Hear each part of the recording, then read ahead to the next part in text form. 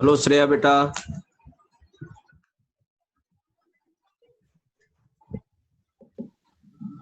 Shreya, Yes, sir. Start किया जाए बेटा। Yes, sir. We'll continue. Okay right.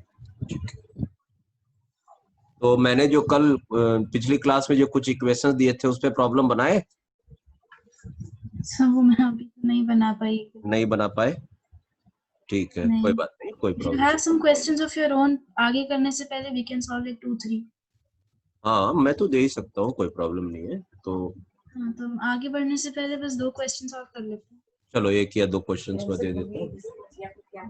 ठीक है, तो ठीक है, तो अब हम लोग आगे बढ़ते हैं बेटा। और इसमें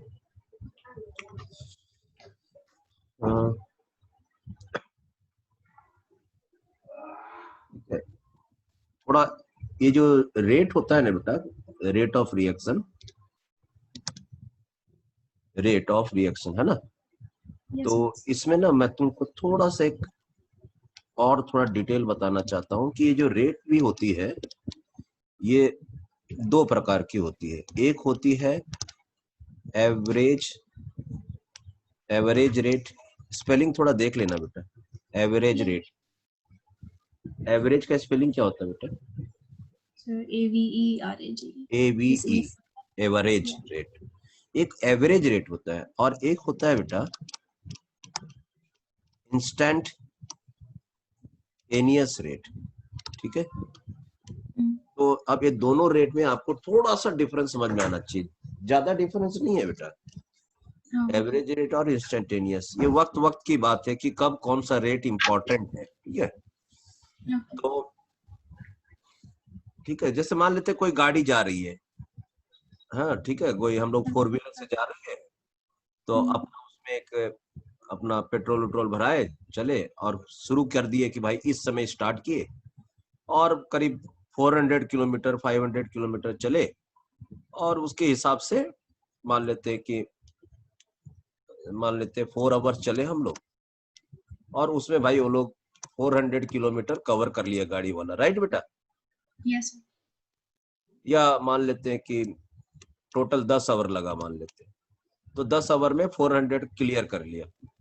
तो अभी यहाँ पर देखिए हम लोग जो टाइम लिए हैं ये बहुत बड़ा टाइम लिए बेटा, बहुत बड़ा टाइम गैप है ये 10 आवर्स, राइट?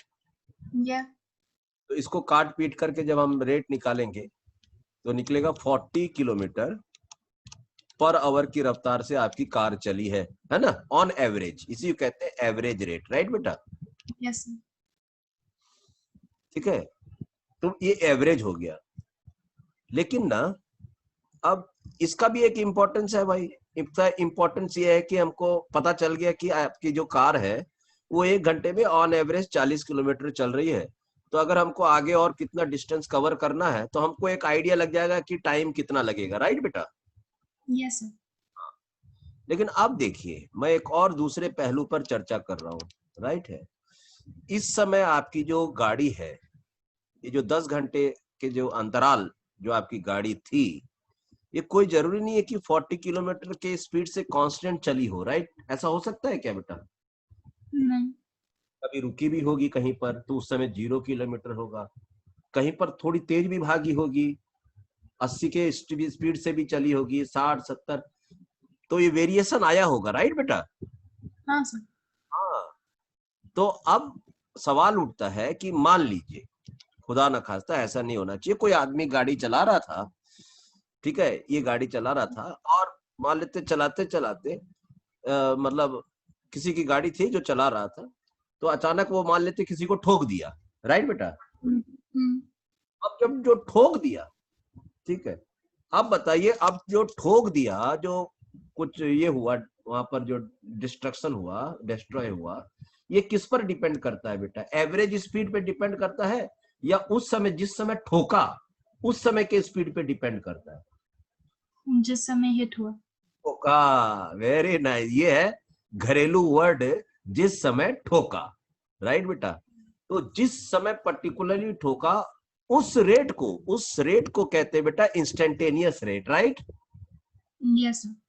या क्योंकि इम्पैक्ट वो जो कितना नुकसान हुआ होगा, गाड़ी कितना टूटा होगा क्या नहीं हुआ। अगर हल्का सा गाड़ी स्पीड से चला होगा तो कम डैमेज होगा, 100 का स्पीड से चला होगा तो बहुत नुकसान हुआ होगा।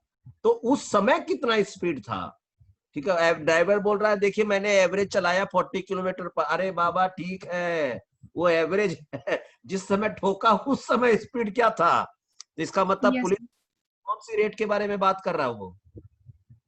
instantaneous. Okay, instantaneous rate. तो इसका मतलब ये हो गया इंस्टेंटेनियस रेट हम डिफाइन करेंगे। देखो ऐसे करते हैं, एवरेज रेट को आज के बाद जब भी आपको मौका मिले, एवरेज रेट मतलब del in the concentration of reactant. चूंकि ये माइनस आपको समझ में आ गया मैं क्यों लगा रहा हूँ। Yeah. Change in what time, right. Yeah. ये सिंबल एक्चुअली अब क्योंकि बार बार बोलना नहीं पड़े कि एवरेज रेट है एवरेज रेट है, तो हम लोग सिंबल का इस्तेमाल कर लेते हैं। ये जो डेल ट्राइंगल का इस्तेमाल करते हैं मतलब एक बड़ा सारा चेंज और ये है बड़ा सारा टाइम का गैप, और तो ऑटोमेटिकली एवरेज रेट आएगा। लेकिन इंस्टेंटेनियस रेट का मतलब है rate at a particular in particular time, right बेटा। Yeah. अब ये है rate at a particular time, particular, right बेटा। Yeah.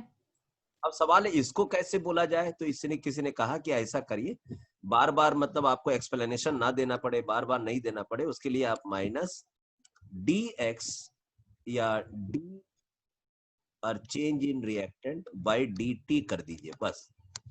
जब आप ये ऐसा लिखने लगोगे तो हम लोग समझ जाएंगे कि बहुत कम टाइम वाला अंतराल का आप बात कर रहे हैं, पर्टिकुलर टाइम का, समझ गए। तो उसका Yeah. उसको उस स्पीड को उस रेट को हम लोग कहेंगे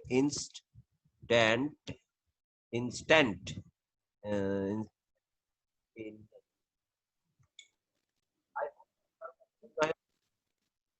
Yes, sir. Understood. हाँ। अब सवाल है इसको थोड़ा हम लोग ग्राफ में देख लिया जाए, इसको ग्राफ में देख लेते हैं, रेट, इंस्टेंटेनियस रेट और ये सब वगैरह। तो अब जैसे मान लेते हैं, अभी आप बताइए किसका लूं, प्रोडक्ट का लूं या रिएक्टेंट का लूं, जैसा बोलोगे आप, हमको कोई फर्क नहीं पड़ता। Product. प्रोडक्ट ले लो बेटा। प्रोडक्ट लोगे तो आपका जो ग्राफ बनेगा बेटा वो ऐसा बनेगा, ट्रैक करके बढ़ेगा ना धीरे धीरे प्रोडक्ट। Yeah. अगर आपको इंस्टेंटेनियस रेट चाहिए तो भाई आपको टाइम लेना पड़ेगा। ये देखिए यहां से इसको बोलना पड़ेगा T1 और इसको बोलना पड़ेगा T2, राइट बेटा। Yeah. और ये हो गया आपका इनिशियल कॉन्सेंट्रेशन ऑफ प्रोडक्ट, और ये आपका हो गया final concentration of product, right बेटा। Yes, sir. तो अगर आप इतना बड़ा टाइम गैप लोगे तो डेफिनेटली आप क्या निकालोगे बेटा, जो रेट Average. निकलेगा वो कौन सा रेट निकलेगा, Average. रेट निकलेगा। बहुत अच्छा बात है, ये हुआ एवरेज रेट। अगर आप T final minus T initial करते हैं या उसको डेल टी लिखते हैं, डेल टी, राइट। लेकिन अब हो गया एक एवरेज, तो अपना इंपॉर्टेंट। अब मान लेते हैं कोई रोक दिया टाइम,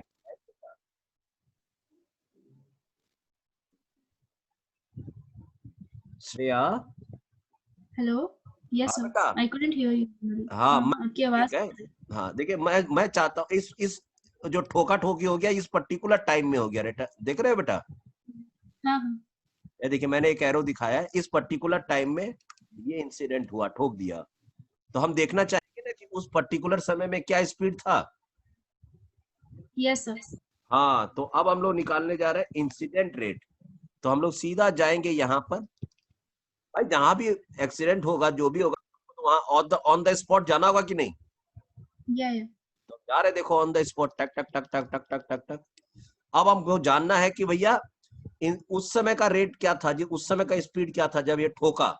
तो हम लोग निकालेंगे कैसे मालूम है, देखिए उसके लिए निकालने का एक तरीका है बेटा हर चीज का, तो उसमें घबराना नहीं है। देखिए तरीका ये है, उस पर्टिकुलर समय में यहाँ से एक टेंजेंट खींचो बेटा, टेंजेंट समझ रही हो Yeah. ऐसा, और बस उस समय एक ट्रायंगल बना लो बस, जो टेंजेंट का ट्रायंगल बनेगा, राइट एंगल ट्रायंगल बनेगा। ठीक है, इसको मान लेते हैं ए, इसको मान लेते हैं बी, और इसको मान लेते हैं सी। तो ये समझ, इस पर्टिकुलर टाइम में एक्चुअली ये टेंजेंट, हाँ एक जरा छोटा सा लाइन होता है, लेकिन वो लाइन का आप कितना भी बड़ा लाइन खींच दो ऐसे ऐसे ऐसे करके, आंसर सेम आएगा। ये बहुत खूबसूरती है। अगर, हाँ ये बहुत खूबसूरती चीज है, मतलब ऐसे है, आंसर सेम आएगा। ठीक है, समझ में आया बेटा? Yes, sir. ठीक है, तो हम लोग एक टेंजेंट खींच लेते हैं अपना सुविधा के अनुसार, जितना हम लोग को दिख पाएगा हम लोग कैलकुलेट कर पाएंगे। ठीक है, तो अब यहाँ पर जो आएगा बेटा, तो अब हम लोग इस पर बात कर रहे हैं। ये हो गया एवरेज रेट। अब हम चाहते हैं कि हमको मिले D R by D T, ये हो गया इंस्टेंटेनियस रेट। और ये कितना के बराबर होगा? तो ये होगा बेटा वो जो स्लोप आप निकालेंगे उस पर्टिकुलर टाइम में, उसके बराबर होगा। Right? Yes, sir. Okay. Okay. Yes, sir. Understood. till now. हाँ, अब आप एक देखिए, अगर कोई बोले कि नहीं हमको इस समय का रेट, इंस्टेंटेनियस रेट बताइए, इस समय का, देखिए थोड़ा सा भी गाड़ी चला ही है, उस समय का बताइए, तो हम यहाँ पर एक टेंजेंट खींचेंगे बेटा, फिर ए और बी और सी। तो ऐसा नहीं लग रहा, यहाँ पर जो रेट आएगा बेटा, ये जो रेट आएगा, मान लीजिए ये यहाँ एक रेट आएगा R1, ये हुआ R2। ठीक है, कौन सा ज्यादा है बेटा? देखो तो चेक करो, R1 ज्यादा है या R2 ज्यादा है? R1. डायग्राम के हिसाब से देखो, यहाँ पर रेट होगा, स्लोप कितना के बराबर होता है बेटा? स्लोप कैसे निकालते हैं? A B by B C, A B Yeah. By B C, right? Yes, sir. बोलो बेटा कितना होगा? तो इसमें देखो, ऐसा नहीं लग रहा है कि ए बी का वैल्यू थोड़ा छोटा है और बी सी का वैल्यू थोड़ा ज्यादा है? Yes, sir. R1 का ज्यादा होगा. हाँ, और यहाँ पर देखो ऐसा नहीं लग रहा, R1 में ए बी ज्यादा है और बी सी थोड़ा छोटा है, मतलब समय Yes, कम sir. लग रहा है, डिस्टेंस ज्यादा कवर किया जा रहा है। उसी तरह से कोई बोलेगा नहीं हमको इस समय का बताओ भाई, तो बता देंगे, वहां टेंजेंट खींचेंगे। तो अब देखो टेंजेंट ए बी और ये सी, तो ये हो गया R3, फिर ए बी बहुत छोटा है, टाइम बहुत ज्यादा लग रहा है, राइट बेटा? Yes, sir. तो अगर हमको कोई बोले तो हम बता देंगे कि R1 is greater than R2 is greater than R3।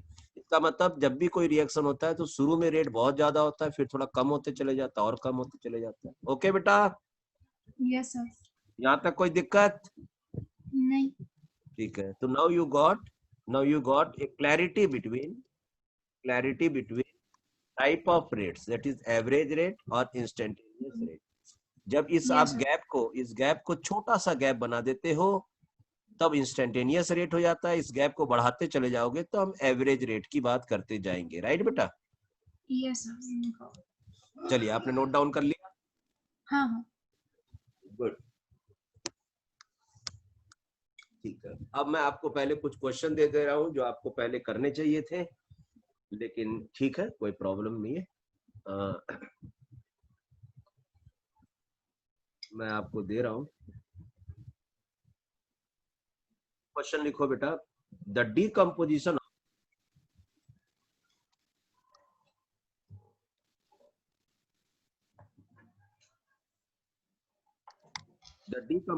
of N2O5 in CCl4 at 318 Kelvin has been studied. Yes, sir. ये NCERT का एक क्वेश्चन बोल रहा हूँ ना? हाँ डेफिनेटली, मेरे पास में Sir, ऐसे I have the NCR, book. मेरे I pass have the NCR, book in front of me. Okay, मेरे पास बुक नहीं है, लेकिन मेरे पास कुछ क्वेश्चंस हैं, तो मैं चाहता हूं कि सब मिला करके ही बताता हूं।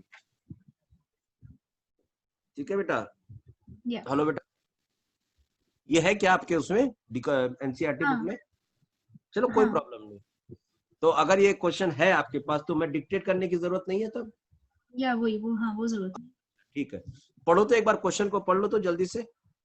The decomposition of N2O5 and CCl4 at 318 Kelvin has been studied by monitoring the concentration of N2O5 in the solution. Initially, the concentration of N2O5 is 2.33 mole per liter, and after the 184 minutes, it gets reduced to 2.08 mole per liter. The reaction takes place according to 2N2O5 gives us 4NO2 plus O2. Calculate the average rate of the reaction in terms of hours, minutes, and seconds. What is the rate of reduction of NO2? ठीक है, ठीक है, बस। तो इसका मतलब ये हुआ हमें सब डेटा वेटा मिला हुआ है। तो रिएक्शन हो रहा है N2, ठीक है, N2O5, ओके बेटा, गैस, और वो जो रिएक्शन हो रहा है वो हो गया 4NO2, ठीक है। हाँ, जो YouTube के जितने भी व्यूअर्स है बेटा, अगर आपको ये क्वेश्चन नहीं दिख रहा होगा पूरा, तो आप NCERT में जाइए और उसमें पूरा क्वेश्चन लिखा हुआ है। मैं नहीं चाहता कि ज्यादा समय वेस्ट हो, इसलिए मैंने पूरा क्वेश्चन नहीं लिखा है, इसीलिए मेरे स्टूडेंट ने क्वेश्चन पढ़ दिया है। तो बेटा ये एक्सरसाइज का है कि इंटेक्स एग्जांपल का है बेटा? श्रेया,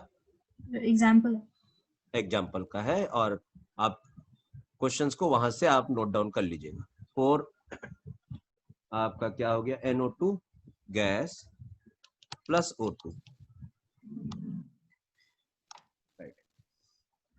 तो इसमें हमें अब पहले तो एक चीज कर लो बेटा, और वो क्या करना है, rate of reaction is equal to 1/2, okay, rate of N2O5, okay बेटा, gives you 1/4 rate of NO2, ठीक है। O2 का जरूरत नहीं पूछा, इसलिए हमें कुछ लिखने की जरूरत नहीं है। उम्मीद करते हैं हाफ और 1/4 के लिखा is equal to rate of O2। हाँ, मैंने 4 कहां से लिया, क्योंकि देखिए इसमें जो रेट होगा बेटा, देखिए ये 2 है, ये 4 है, और यहाँ कुछ नहीं लिखा तो 1 है। इसका मतलब सबसे स्लो रेट ऑक्सीजन का है, राइट? हाँ। तो इसकी तुलना में ये 4 बार बन रहा है कि नहीं, या 2 बार बन रहा है कि नहीं, या टूट रहा है कि नहीं, राइट? हाँ। तो रेट ऑफ ऑक्सीजन ही रेट ऑफ रिएक्शन होगा। Yes sir. अगर मैं ये लिख देता हूँ, ऐसा ये सब नहीं इस्तेमाल करता हूँ, तो मैं एक बहुत बड़ा अपराध करता हूँ, सबको सबकी रेट को बराबर लिख देता हूँ, तो ये तो गलत बात है, क्योंकि NO2 का रेट ऑक्सीजन के रेट से 4 गुना ज्यादा है। अगर आपको उसके बराबर बनाना है, तो इसका जो भी स्पीड है उसको भाई 4 से डिवाइड करोगे कि नहीं? Yes sir. बराबर होगा इसके, इस रेट के। हाँ। 4 से डिवाइड करना मतलब 1/4 से मल्टीप्लाई करना। Yes sir, okay. हाँ, मैं इसको ऐसा नहीं लिख करके ऐसे भी लिख सकता था, कोई प्रॉब्लम नहीं था मुझे। ओके। लेकिन थोड़ा स्टाइल आना चाहिए केमिस्ट्री में, इसलिए 1/4 लिखा है। अब ये देख लीजिए ना, आप इसकी तुलना में आप N2O को देखिए, डबल है कि नहीं, इसलिए मैंने इसको 2 से डिवाइड कर दिया। Okay, yes sir. उम्मीद करते समझ में आ गया होगा आपको। हाँ। ठीक है, चलिए अब हम लोग आगे बढ़ते हैं। ये इक्वेशन हम लोग कल पिछली क्लास में देखे थे। चलिए अब हमें डेटा मिला हुआ बेटा, वो डेटा किसका मिला हुआ है, N2O5 का, राइट? तो हमें अब हम लोग को रेट ऑफ N2O5 का निकालना है बेटा, और ये रिएक्टेंट है तो डेफिनेटली ये डिसअपीयरेंस का रेट आएगा, क्योंकि रिएक्शन हमेशा घटता है, इसलिए rate of disappearance of N2O5, okay. अगर आप चाहते हैं कि पूरा अच्छा से लिख दूं तो मैं लिख देता हूं डिसअपीयरेंस, लेकिन अगर आप समझदार हैं तो आपको मालूम है कि रिएक्टेंट हमेशा डिसअपीयर होता है। हाँ। तो rate of disappearance of N2O5, और वो होगा, आपको मालूम ही है कैसे, तो ये हमको मालूम है, रिएक्टेंट लोगे तो रेट नेगेटिव आएगा, इसलिए पहले ही अपना सावधानी बरत लो भाई, और उसको इस तरह से लिख लो, ओके। और इसको कहते हैं final concentration of reactant by initial concentration of reactant by T2 minus T1, right बेटा? Yes sir. बस, तो यहाँ पर हम लोग वैल्यू सब पुट कर देंगे, जो जो दिया था हम लोग को, घबराना कुछ भी नहीं है। तो अब देख लीजिए जितना भी था, तो initially the concentration of N2O5 is, देखो इनिशियली में दिया हुआ है 2.33 मोल पर लीटर, राइट? हाँ आफ्टर 184 मिनट्स, इसका मतलब ये पूरा का वैल्यू डायरेक्टली दे दिया है, final time minus initial time मिला के 184 मिनट्स दे दिया। ओके बेटा, yes and it is reduce to, देखो इसका फिर फाइनल कॉन्सेंट्रेशन ऑफ रिएक्टेंट का दे दिया 2.08। Okay yes sir. हाँ, तो अब हम लोग रेट ऑफ ये चीज आप निकाल लेंगे, रेट ऑफ N2O5। अब इसको सॉल्व कर लोगे, सॉल्व करो बेटा। 6.79 into 10 to the power minus 4. कितना? 6.79 into 10 to the power minus 4. Yes 6 point मतलब बुक वगैरह देख करके आंसर मत दीजिए भाई। ओके, बुक I did वगैरह देख calculate. कर आंसर मत दीजिए हमको। Yeah, I did calculate. आप कैलकुलेट करिए तो इसको कितना आया, 2 वही है। 2.33 2.33 ओके, 2.33 और आप यहाँ से डिफरेंस निकालिए पहले इतना, तो 13 में से 8 जाने से कितना बचा, 13 में से 8 जाएगा तो बोलो बेटा। 5 sir, 5. 5 बचा, यहाँ 2 बचा है ना, और ये 0 हो गया। 0.5. ठीक है, तो Yeah. ये डिफरेंस आया, और चूंकि ये चीज नेगेटिव था, ये था ये तो नेगेटिव आ गया था ये। ठीक है, आप डिफरेंस समझ रहे हो ना, डिफरेंस निकाल के हम लोग क्या करते हैं। Okay Yes sir. और आगे यहाँ पर नेगेटिव था पहले से, तो ये पॉजिटिव हो गया, तो आपका आंसर मतलब यहाँ पर आ जाएगा 0.25 मोल पर लीटर डिवाइडेड बाय 184, राइट। ये मोल पर लीटर है और यहाँ पर आपके पास मिनट है। इसको और एक बार सॉल्व करो बेटा, 0.25 को 184 से कैलकुलेटर से डिवाइड करो। So 0.0013. जो भी है, क्योंकि अगर आप नहीं करोगे तो मुझे करना पड़ेगा calculator. 0.25 divided by 184। Yes sir, it's 0.00135. हाँ 0.00135 इतना आ गया। ये आपका मोल पर लीटर पर मिनट आ गया बेटा, ये है आपका आंसर। ठीक है, सॉल्व करके आंसर दिया कीजिए बेटा। तो इसको अगर हम लोग आगे बढ़ाएं और थोड़ा स्टाइल से लिखें तो 1 2 3, तो मान लेते हैं 1.35 इंटू 10 टू द पावर -3 मोल पर लीटर पर मिनट, राइट बेटा। Yes sir, but we didn't do into half. क्यों करेंगे बेटा, हम किसका रेट निकाले हैं बेटा, हम किसका निकाले, इसका। Yeah. हम रेट ऑफ N2O5 का निकाले हैं Okay. तब। लेकिन अब जब आपको रेट ऑफ रिएक्शन पूछा है, तब रेट ऑफ रिएक्शन के लिए हमारे पास ये फॉर्मूला है, ये हाँ, तब तो रेट ऑफ रिएक्शन अभी हम लोग रेट ऑफ किसका निकाल रहे हैं बेटा, N2O5 का। Okay, understood. हाँ, और तब रेट ऑफ रिएक्शन निकालेंगे। रेट ऑफ रिएक्शन इसके बराबर है, रेट ऑफ O2, और rate of N2O5 rate of O2 से डबल है। Understood sir. अंडरस्टूड ना। Yeah. तब तो ये रेट ऑफ N2O5 है। जिस दिन बच्चों को ये समझ में आएगा तब ही हिंदुस्तान आगे बढ़ पाएगा। Okay. रेट ऑफ N2O5 अलग है, रेट ऑफ NO2 अलग है, रेट ऑफ O2 अलग है, रेट ऑफ रिएक्शन अलग है। यही बताना चाह रहा हूं मैं हिंदुस्तान को। तो अब हम लिखेंगे कि रेट ऑफ रिएक्शन क्या है बेटा, तो half of rate of N2O5, क्योंकि यहां लिखा है, इस संविधान में लिखा है, इस रिएक्शन का जो संविधान है, राइट बेटा। Yes sir, understood. आ गया समझ में। हाँ सर। हाँ, इस तरह से अब आपको दिमाग लगाना है। तो उम्मीद करता हूं कि आप इस तरह के प्रॉब्लम बना लोगे, तो मैं आगे कॉन्सेप्ट पे जाऊं। Yes sir. श्योर कि एक दो क्वेश्चन और दूं। No sir, it's fine. I'll do. Good बेटा, चलो इस तरह से आगे बढ़ना, लेकिन थोड़ा प्रॉब्लम सॉल्व करना है बेटा, है नहीं तो हाँ करोगे ना तब आपको बहुत सारा चीज का सामना होगा, डिफिकल्टीज का, और वो डिफिकल्टीज को फिर हमें सॉल्व करना है।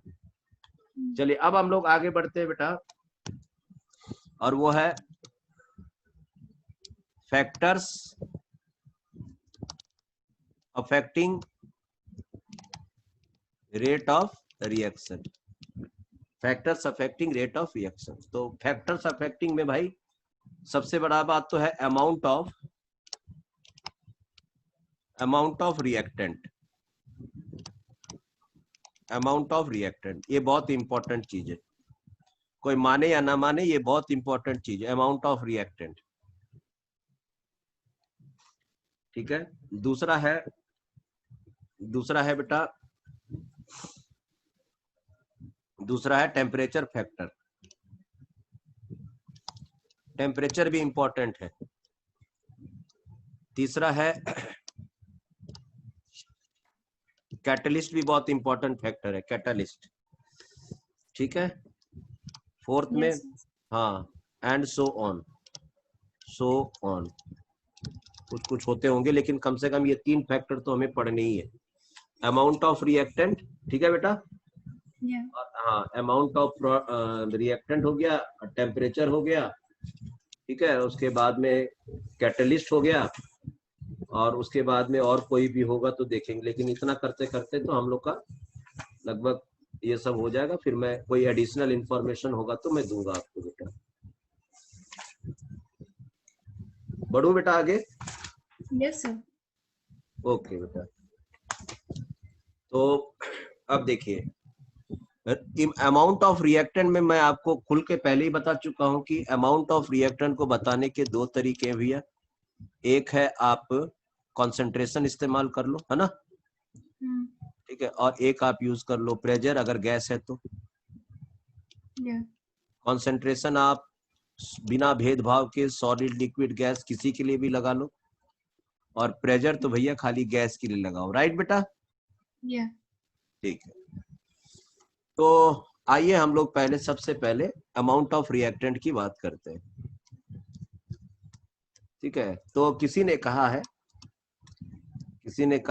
एक लॉ ऑफ एक्टिव मास,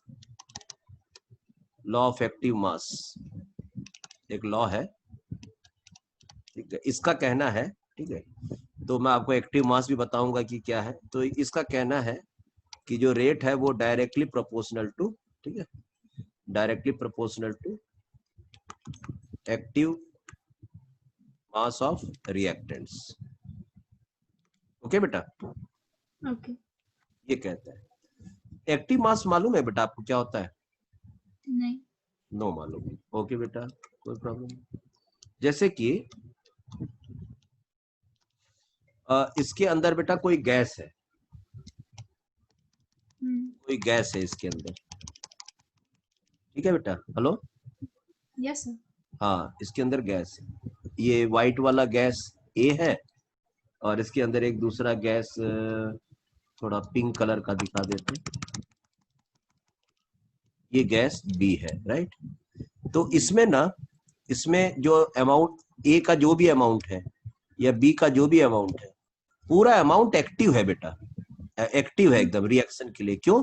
क्योंकि हर पार्टिकल ए का, हर पार्टिकल जैसे ए का ये पार्टिकल है तो ये रिएक्ट करने के लिए एकदम रेडी है, टाक टाक जिग जैग करके मूवमेंट करके रिएक्ट करता है। राइट बेटा।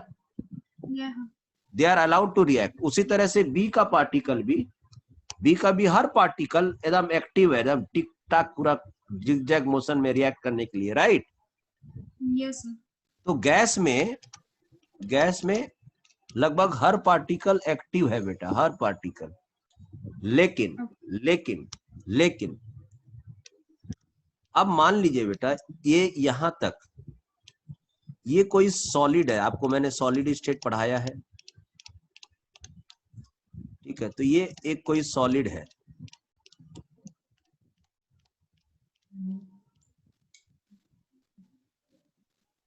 सॉलिड है, और ऊपर में मान लेते कोई गैस है बेटा, कोई गैस है, और ये गैस के जो मॉलिक्यूल्स आके इस सॉलिड से रिएक्ट कर रहे हैं। ओके बेटा। Yes, sir. ठीक है। तो ये आपका हो गया सॉलिड, और ये जो पिंक कलर के जो प्रोडक्ट्स हैं ये आपका हो गया गैस। तो आपको नहीं लगता है कि गैस का ये सारा अमाउंट एक्टिव है बेटा? Yes, sir. लेकिन आपको मालूम है सॉलिड का क्या सारा अमाउंट एक्टिव है बेटा? सारे लोग आजाद है रिएक्शन होने के लिए? नहीं. कौन से पार्टिकल खाली अलाउड है रिएक्ट करने के लिए? The ones on the surface. जो टॉपर में है बस यही लोग रिएक्ट करने के लिए रेडी है। तो मतलब इस लेयर के अंदर जो पार्टिकल्स है वही लोग रिएक्ट करेंगे, बाकी लोग तो अंदर है बेचारे चुपके से बैठे हुए हैं। तो Yes. यही एक्टिव है बस, बाकी लोग एक्टिव नहीं है, राइट? Yes, sir. अच्छा, एक लाइन के अंदर मान लेते 1 2 3 4 5 6 7 8 9 10 पार्टिकल है।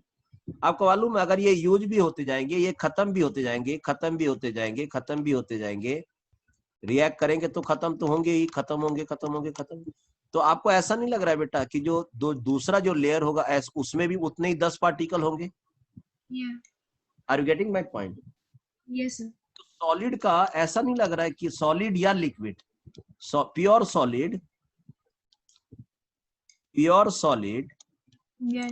और प्योर लिक्विड का जो एक्टिव मास होगा बेटा, एक्टिव मास वो हमेशा क्या रहेगा बेटा?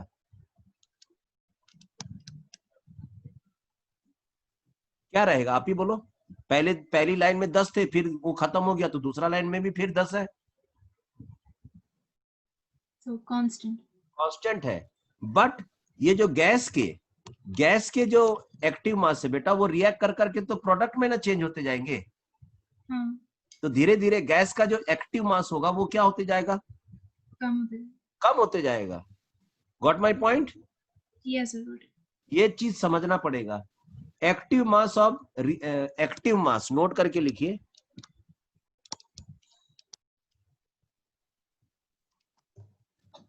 Active mass of gas and solution, okay, decreases as the reaction proceeds.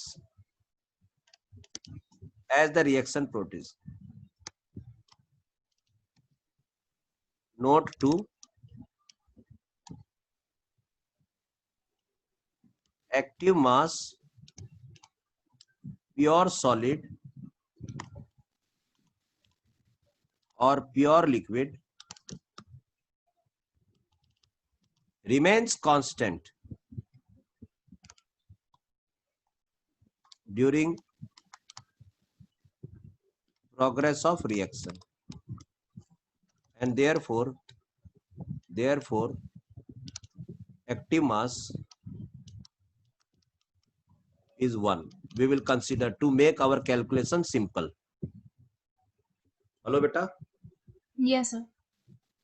क्योंकि चेंज तो होना नहीं है तो झूठ मूठ का कंसंट्रेशन को लेके क्या फायदा है, ढोना क्यों है कैलकुलेशन में?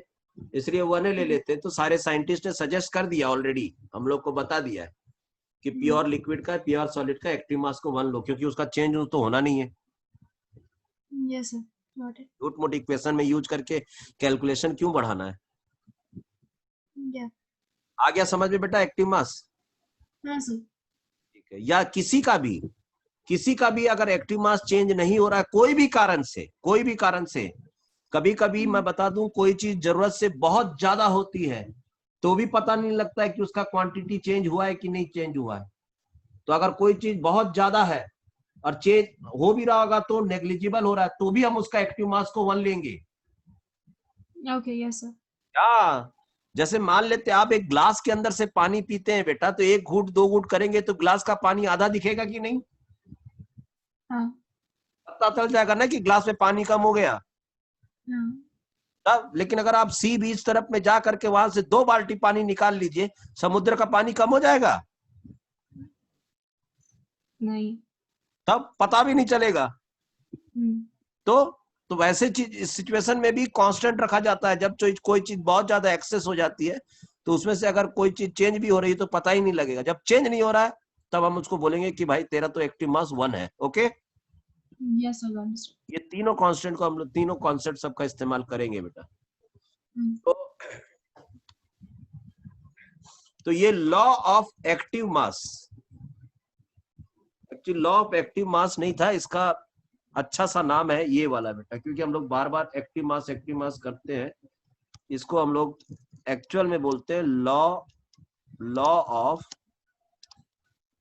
Mass action. ओके बेटा, Okay. लॉ ऑफ कौन सा action? Mass action. Mass action. तो ये सब चीज है इसमें, और आगे अभी स्टोरी है पूरा। ये तो मैंने हल्का सा खाली अभी ये किया है कि rate is directly proportional to active mass of the reactant. ठीक है, Yes, sir. हाँ। और उसके ऊपर कितना पावर होना चाहिए, एक्टिव मास के ऊपर कोई पावर है नहीं है, कितना है, वो सब हम लोग एक्सपेरिमेंट से ही पता करेंगे, ऐसे थ्योरेटिकल पता नहीं होगा बेटा हम लोग को। Okay, Yes, sir.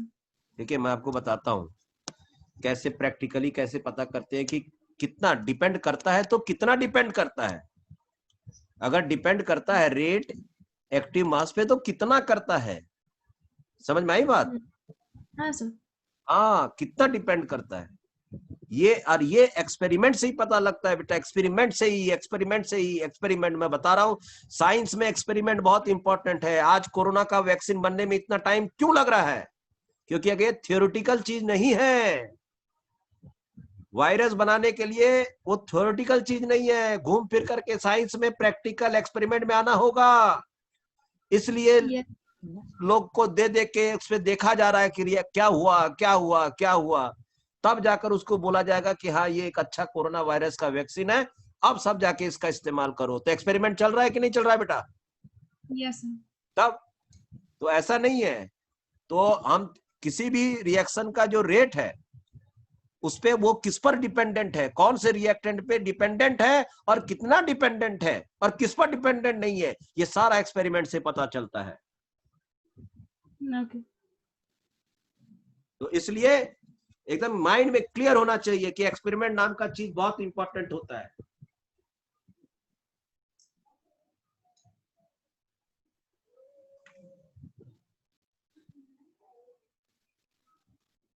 ठीक है बेटा? Yes, sir. Move on. हाँ, और कैसे डिपेंडेंट होता है, मैं रुको एक क्वेश्चन खोज रहा हूँ, उसके हिसाब से दूंगा, तब जाकर आपको एकदम अच्छा समझ में आएगा कि हुआ क्या एक्चुअली। तो रुकिए, मैं दे रहा हूँ आपको।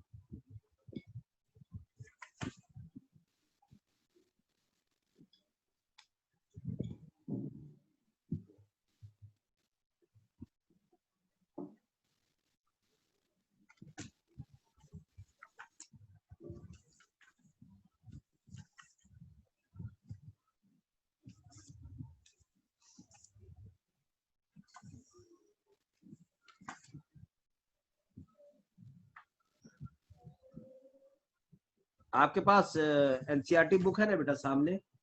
हाँ. एक्सरसाइज में जाओ तो बेटा, एक्सरसाइज में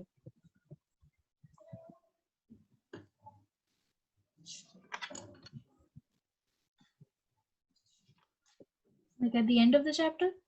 हाँ, एंड ऑफ द चैप्टर में एक्सरसाइज दिया हो बेटा। Yeah. उसमें जा करके देखो तो कोई ये देखो,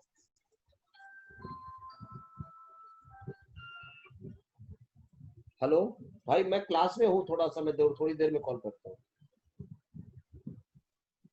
हेलो भाई,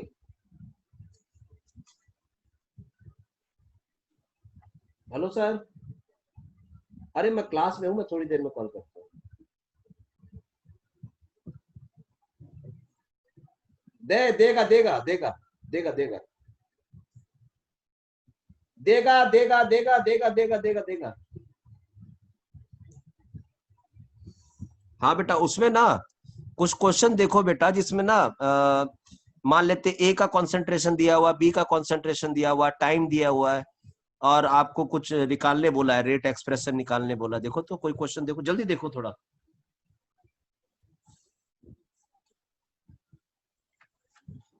So the first question only asks for the order of reaction. Order of reaction, जल्द लीजिए। मैं आपको एक वो तो एक अलग चीज पूछ दिया। ठीक है, मैं दे रहा हूँ आपको, देखिए क्वेश्चन दे रहा हूँ। ठीक है, लिखो बेटा, एक क्वेश्चन लिखो, जो क्वेश्चन मैं जो आपसे पूछना चाह रहा हूँ। द इनिशियल रेट, लिख लो बेटा। The initial rates of gaseous reaction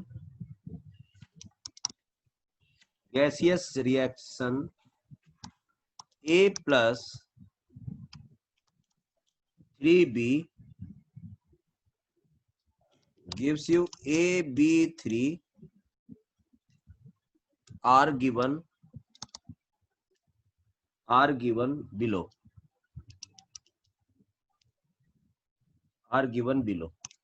ये एक्सपेरिमेंट कर रहे हैं भाई हम लोग, बहुत एक्सपेरिमेंट बहुत जरूरी है।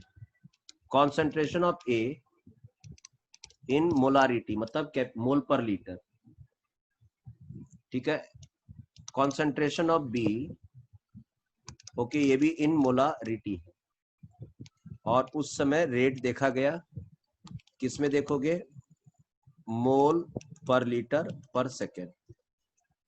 ये एक्सपेरिमेंट कर रहे हैं बेटा, जैसे अभी कोरोना वैक्सीन के लिए एक्सपेरिमेंट हो रहा है सब जगह, वैसे ही चल रहा है ये एक्सपेरिमेंट। ये पढ़ाई ये आज ना हम लोग को लग रहा है कि इतना इजी है, जब शुरू में हुआ होगा कितना मेहनत लगा होगा। तो अब देखिए क्या क्या चीज बता रहा है, देखो कि जब ए का मैंने 0.1 कॉन्सेंट्रेशन लिया और इसका भी 0.1 लिया तो मेरा रेट था 0.002 मोल पर लीटर पर सेकेंड, राइट बेटा? Okay, yes sir. श्रेया आवाज नहीं आ रही है तुम्हारी? Yes sir. ठीक है, चलिए एक दूसरा एक्सपेरिमेंट किया, जब मैंने इसका मोल बढ़ाया बेटा देखो, और इसका मोल नहीं बढ़ाया तो मेरा रेट नहीं बढ़ा, वैसा का वैसा था, ठीक है बेटा? Yes sir. इसका बढ़ाने पर देखो, ए पे बढ़ाने पर भी नहीं हुआ, इसका मतलब ए पे डिपेंड किया कि नहीं किया? नहीं किया। Very nice, good. देखो मैंने तीसरे एक्सपेरिमेंट में इसका 0.3 लिया, अब इसका 0.2 लिया तो इसका 0.008 लिया बेटा। देखिए रेट बढ़ा कि नहीं बढ़ा? Yes sir. अब रेट बढ़ा, लेकिन ये किस लिए बढ़ा है अब आपको मालूम है? क्योंकि मैंने बी का भी कॉन्सेंट्रेशन बढ़ाया है, ए का भी बढ़ाया है, लेकिन ए से तो यहाँ पता लग गया था कि ए पे डिपेंड नहीं कर रहा है, ये रेट जरूर बी बढ़ाया इसलिए बढ़ा, राइट? यस। फिर एक्सपेरिमेंट किया मैंने 0.4, 0.3, फिर मेरा रेट बढ़ा है देखो 0.18। ओके बेटा? Yes sir. ठीक है, तो अब इस क्वेश्चन में पूछा है कि द ऑर्डर ऑफ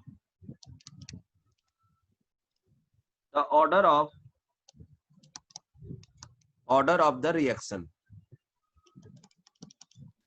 रिएक्शन बताइए।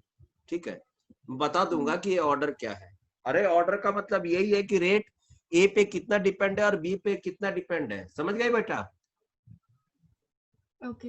हाँ, ऑर्डर मतलब इम्पोर्टेंस। ओके, आइए मैं पता कर लेता हूँ, आप कैसे पता करना हम लोग जान जाते हैं। देखो एक्सपेरिमेंट कर रहे हैं, देखो बेटा। तो एक काम करते हैं बेटा, क्या काम किया जाए? तो हम लोग एक काम करते हैं, ये लॉ अप्लाई करते हैं, ये वाला जो लॉ ऑफ मास एक्शन लिखा हुआ था बेटा, इसने क्या कहा था बोलो? That the rate of reaction is directly proportional to the active mass of reactant and product. Reactants है ना, रिएक्टेंट्स। तो R is directly proportional to concentration of A। इसके ऊपर कुछ पावर X लगा देते जो हमको नहीं मालूम, यही ना इंपॉर्टेंस बताएगा बेटा। What is the power X? कुछ होगा, कुछ इसका वैल्यू आएगा ना एक्सपेरिमेंट से, आइदर 1, 2, 0 भी। अगर इंपॉर्टेंस नहीं होगा इसका तो 0 भी आ सकता है। Okay, fine. यही पावर बताएगा कि उसका इंपॉर्टेंस है या नहीं है, right? Are you getting my point? Yes sir. हाँ, अगर इसका वैल्यू यहाँ 0 आ गया, इसका मतलब ए का कोई इंपॉर्टेंस नहीं है। ओके। ठीक है, हमको कैसे मालूम रहेगा, इसीलिए हम एक्स लेते हैं। Okay, yes sir. Into concentration of B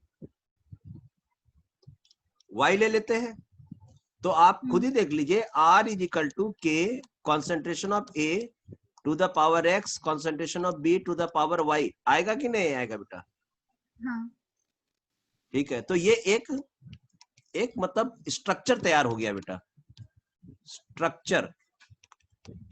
ठीक है, ओके। अब हम लोग ये डेटा सब पुट करेंगे बेटा। इसमें ये R क्या है बेटा? तो R है रेट ऑफ रिएक्शन। K क्या है बेटा? ये है एक प्रोपोर्शनलिटी Reactant. कांस्टेंट जिसको हम कहेंगे rate constant. Okay Yeah. Hello बेटा। हाँ सर। हाँ ये क्या है बेटा, ये अलग चीज, ये है Reactant. Active mass of A, Reactant. Right. Yeah. ये क्या है बेटा, Active mass of B. Active mass of B. ये क्या है बेटा, उसका पावर, राइट बेटा। हाँ। ये ए का पावर है, ये इसका पावर को पावर नहीं बोल करके हम लोग कह देते हैं ऑर्डर ऑफ, ठीक है, ऑर्डर ऑफ ए का और ऑर्डर ऑफ बी का, वही पावर को बेटा। हेलो बेटा। हाँ। Yes sir. इस स्टाइल से तो भरती है केमिस्ट्री, उसकी तो तुम बात ही मत करोगे। Okay. तो पावर बोलने में क्या जा रहा था, तो पावर नहीं बोल करके ऑर्डर, तो ऑर्डर ऑफ एक्स, ए का कितना है एक्स, और ऑर्डर ऑफ बी का कितना है वाई, और ऑर्डर ऑफ रिएक्शन की बात करेंगे तो रिएक्शन में तो ए और बी दोनों है, तो ऑर्डर, ऑर्डर कहते हैं इसको, order of reaction. Order of reaction क्या होगा, तो इसका और इसके दोनों को हम जोड़ देंगे जितना भी आएगा, राइट बेटा। Okay. X plus Y. Yeah. समझ गए। Yes sir. हाँ तो अब हम ये डेटा पुट कर करके देखेंगे कि एक्स का वैल्यू कितना है, वाई का वैल्यू कितना है, और ये वैल्यू थियोरेटिकली, वैक्सीन थियोरेटिकली निकाल रहे हो या प्रैक्टिकली। Practically. हाँ तो ये जो आप रेट एक्सप्रेशन जो निकाल रहे हो, ये एक्सपेरिमेंटली निकाल रहे हो या theoretically. Experiment. Experimentally, experimentally rate expression. Yeah. Okay या okay, rate expression obtained experimentally is called rate law। Okay बेटा। Okay. Yes sir. हाँ कोई पूछे ना कि रेट लॉ क्या है, rate law is nothing, it is the rate expression which is obtained not theoretically, experimentally. Okay Okay. Yes sir. उसको law बोलने लग जाते हैं फिर, क्योंकि वो रिएक्शन हमेशा उसी एक्सप्रेशन को फॉलो करेगा, चाहे आप कुछ भी उसको कर लो, वो वही उस एक्सप्रेशन को फॉलो करेगा। तो सवाल है यहाँ, सवाल अब बिग टारगेट क्या हो गया हम लोग के लिए बेटा। Finding X and Y. हाँ एक्स का और वाई का वैल्यू कैसे निकालेंगे, तो आइए पुट करते हैं, कुछ ऐसा करते हैं। देखो पहले वाले में ये देखो, ये रेट है और ये ए का कॉन्सेंट्रेशन है, बी का कॉन्सेंट्रेशन। आओ इससे कुछ करते हैं, देखो करके देखते हैं।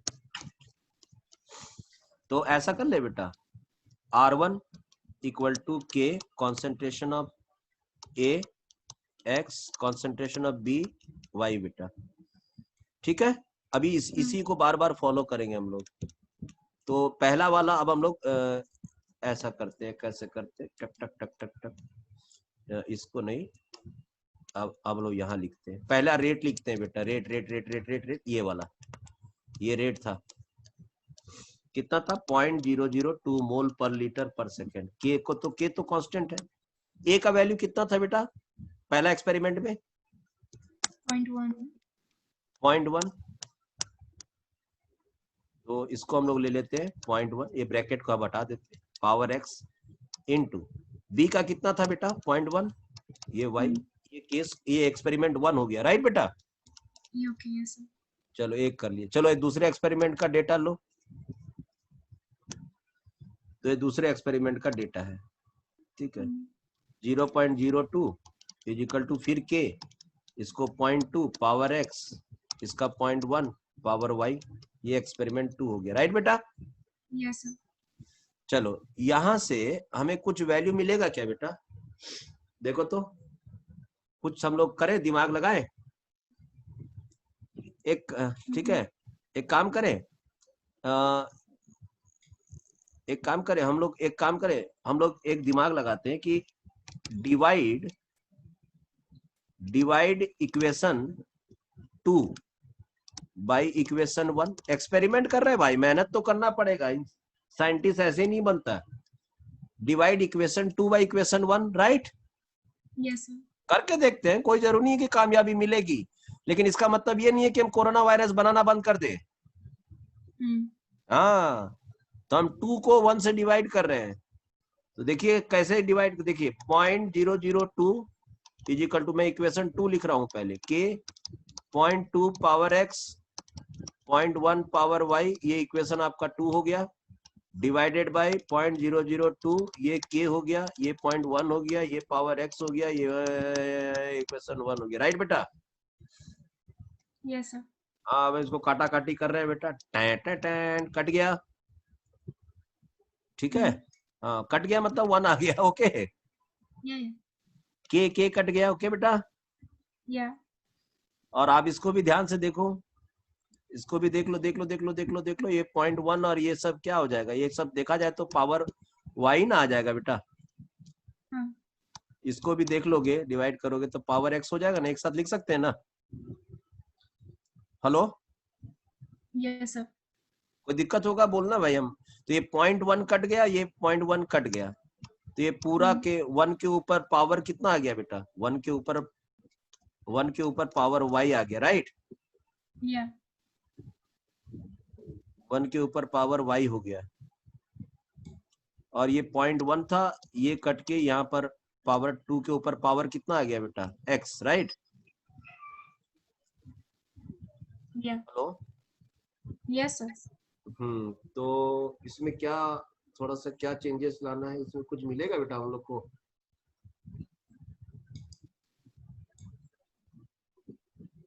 कुछ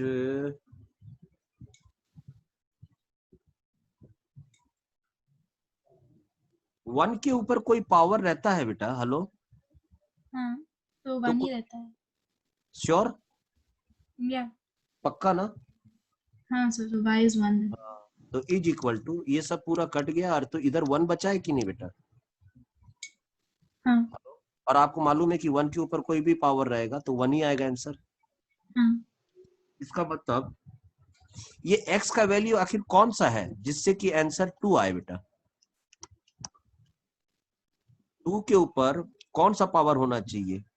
0 होना चाहिए, तो आंसर कितना आएगा? 2 पर पावर 1 होगा तो आंसर कितना आएगा? 2 पर पावर 2 रहेगा तो आंसर कितना आएगा? 2 पे पावर 2 रहेगा तो आंसर 4 आएगा कि नहीं बेटा? हाँ 2 के ऊपर पावर 1 रहेगा तो आंसर कितना रहेगा? 2। 2 लेकिन 2 के ऊपर अगर पावर 0 रहेगा तो आंसर कितना आएगा? 1. समझ में आया बेटा? हाँ सर। इसका मतलब यहाँ पर x का वैल्यू कितना है बेटा? 1. हेलो 0. Hello, hello. हाँ बेटा, हाँ सर। कितना आया x का वैल्यू? 0. 0। तो ऐसा नहीं लग रहा है कि पहला विकेट मिल गया क्रिकेट में? ये आर पब्लिक में या आज तक में इंपॉर्टेंट न्यूज आना चाहिए ना, कि ब्रेकिंग न्यूज, x का वैल्यू कितना हो गया बेटा? 0. अब तो ऐसा नहीं लग रहा, एक काम हो गया, अब खाली हम लोग को y का जरूरत है। या अब तो ये ब्रेकिंग न्यूज था, बोला कि इस रिएक्शन में a का कोई महत्व नहीं है। या आया बात समझ में? हाँ सर। और महत्व को ही स्टाइल में कहते हैं ऑर्डर ऑफ रिएक्शन। ओके। हाँ, तो यहाँ पर a का ऑर्डर कितना आया बेटा? 0. 0। a का ऑर्डर 0 आया, लेकिन अभी रिएक्शन पूरा कंप्लीट नहीं हुआ है, क्योंकि अभी b बाकी है। Let us find out the b का इंपॉर्टेंस है या नहीं, राइट बेटा? या ठीक है, आइए फिर डेटा तरफ जाते हैं। कहां पर है डेटा बताओ? देखो यहां से कुछ वैल्यू मिल जाएगा, देखो यहाँ पर चेंज करने से रेट चेंज हुआ बेटा। हाँ और अब तो इसका तो पावर आपको मालूम है 0 है, तो कोई प्रॉब्लम ही नहीं है, हम लोग बढ़ जाए आगे। या सर। तो आइए हम लोग इक्वेशन को, इक्वेशन 3 लिखते हैं बेटा, इक्वेशन 3 याद रखना। डिवाइड इक्वेशन 3 बाय इक्वेशन, कोई भी इक्वेशन से 1 से डिवाइड कर दो, राइट बेटा? Hello hello. बेटा, yes sir. Divide equation 3 by equation 1. 1 कर दो, 2 कर दो, कोई भी प्रॉब्लम नहीं। आइए तो इक्वेशन 3 लिखते हैं पहले। इक्वेशन 3 में रेट कितना था बेटा? 0.008। या 0.008 इज इक्वल टू के था यहाँ पर, कॉन्सेंट्रेशन ऑफ ए कितना लिया हुआ, जल्दी बताओ बेटा, जल्दी बताओ। 1.3. हाँ, ए इक्वेशन 3 में 0.3 बेटा, 0.3 पावर बताओ आ गया, इसका। अच्छा है। X हाँ, बी 0. का बोलो, बी का बोलो।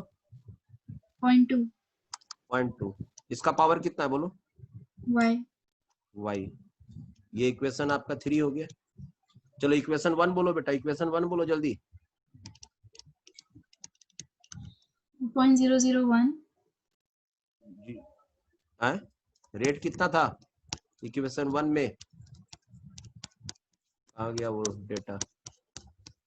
इक्वेशन 1 में रेट कितना था बेटा, 0.002। Oh, okay. हाँ, रेट के बाद फिर इक्वल का साइन है बेटा, फिर के है, फिर ए का वैल्यू बोलो। अब ए का वैल्यू बोलो। 0.1. पावर बोलो इसका। 0. अब बी का कंसंट्रेशन बोलो। Again 0.1. 0.1 पावर बोलो y, ये Y. इक्वेशन 1 था कि नहीं बेटा, हाँ. डिवाइड कर रहे हैं। Yeah. कितना आया, पॉइंट हटा, 2 जीरो हटा, कटा, ऐसा नहीं लग रहा 4 आ गया यहाँ, Yeah. के कटा, Hmm. इसके ऊपर पावर 0 आंसर 1 आया, पावर 0 1 आया। Hmm.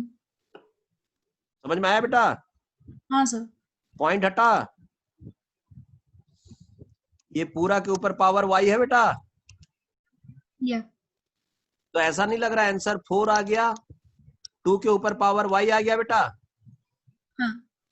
तो आखिर ये y क्या होना चाहिए जिससे कि 4 आ जाए answer. 2. y is equal to 2, therefore y is equal. समझ में आ रहा है कि नहीं आ रहा बेटा। हाँ सर, समझ गई चीज. ये आपने ऑर्डर ऑफ एक्सपेरिमेंट किया, रिएक्शन इतना भयानक एक्सपेरिमेंट किया, तब जाकर आपको x का और y का वैल्यू मिला। तब आपका हक बनता है एक रेट एक्सप्रेशन का कि इस इक्वेशन के लिए r is equal to K, concentration of A का power 0 and concentration of B का पावर 2।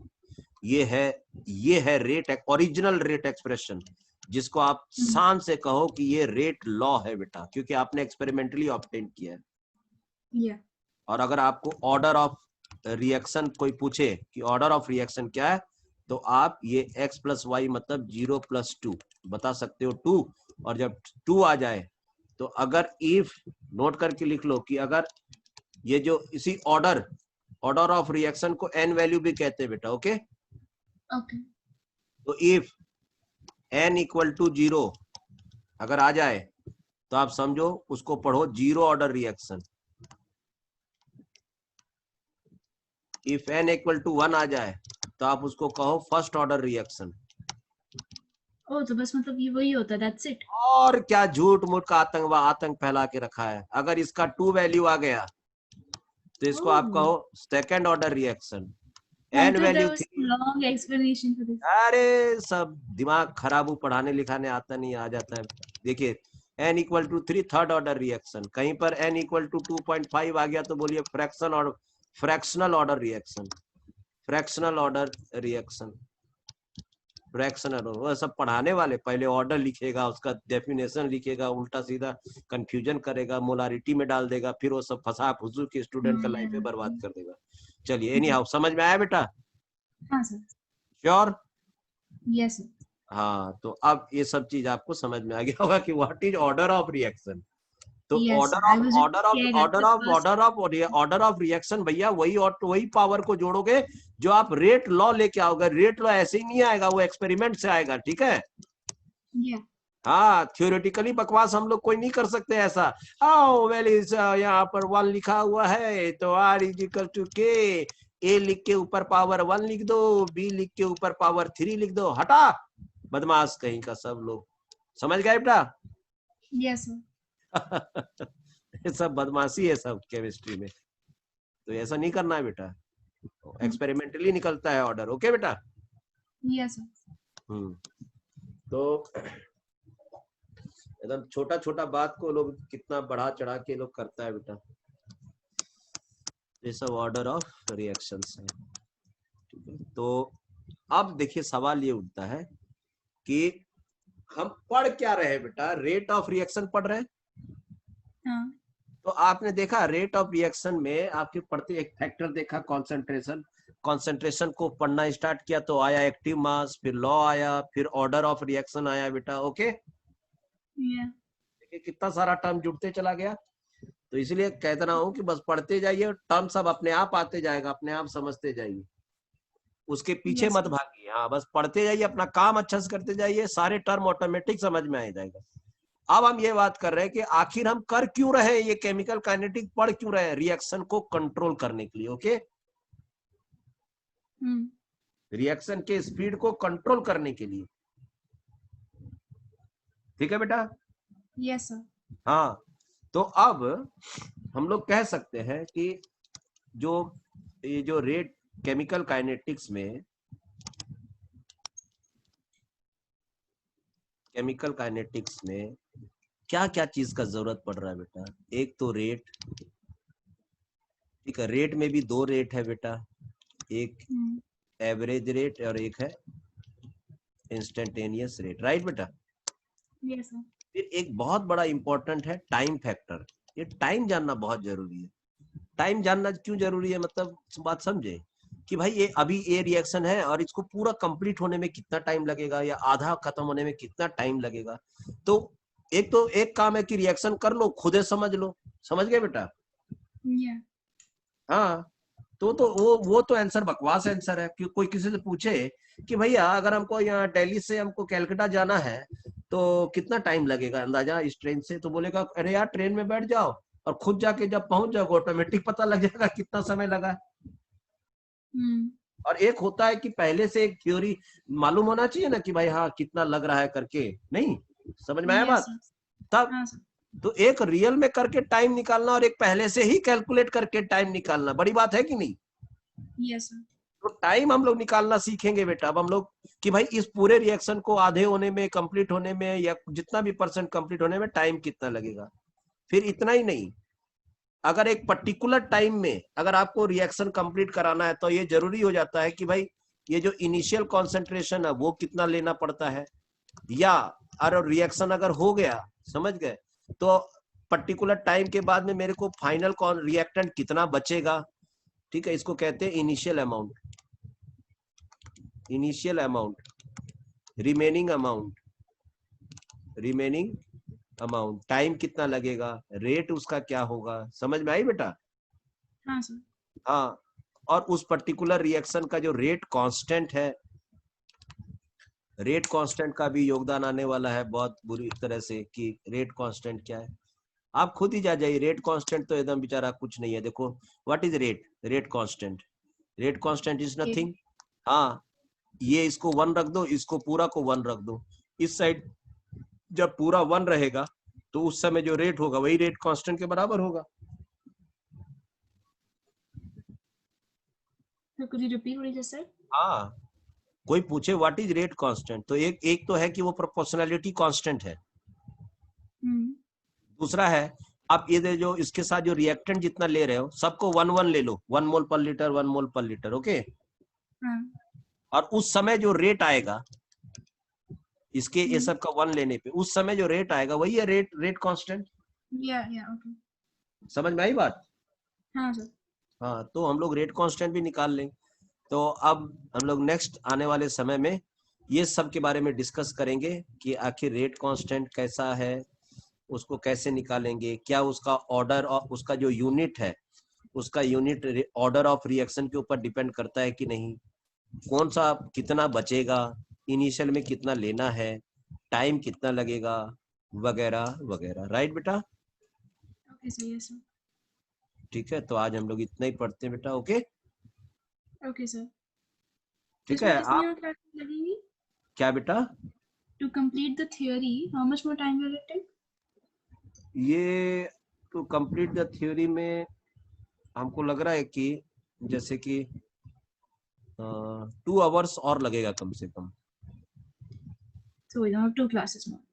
2 आवर्स लगेगा। और मजेदारी तो तब होगा जब इसके ऊपर हम लोग पूरा क्वेश्चंस बनाएंगे। ठीक है Yeah, बेटा। theory 2 hours and then we'll take another like 1 or 2 hours for theory. हाँ, प्रैक्टिस के लिए तो आप जितना प्रैक्टिस करोगे उतना अच्छा बेटा। Okay, Yeah. ठीक है बेटा? Okay, sir. Okay, sir. Thank you. हाँ, और एक चीज रुकिए बताना है मेरे को, 1 मिनट हाँ. रुकिए।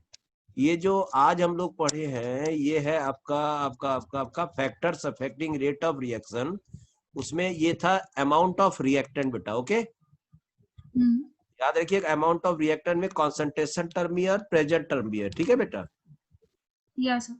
हाँ, तो इसका मतलब कहीं ना कहीं प्रेशर इफेक्ट भी कर रहा है, कॉन्सेंट्रेशन भी इफेक्ट कर रहा है, ओके? Okay, sir. हाँ, और उसके बाद जब थोड़ा सा कॉन्सेंट्रेशन टर्म में सब जो कॉन्सेंट्रेशन के लिए हो रहा हो वही प्रेशर के लिए होगा, सोचिए। Okay. हाँ, फिर हम लोग टेम्परेचर पढ़ेंगे, फिर कैटलिस्ट पढ़ेंगे, तब जाके हम लोग का फिर ये चैप्टर खत्म होगा, ठीक है? Okay, sir. हाँ ठीक है, चलो बेटा, बाय बाय। Bye, sir.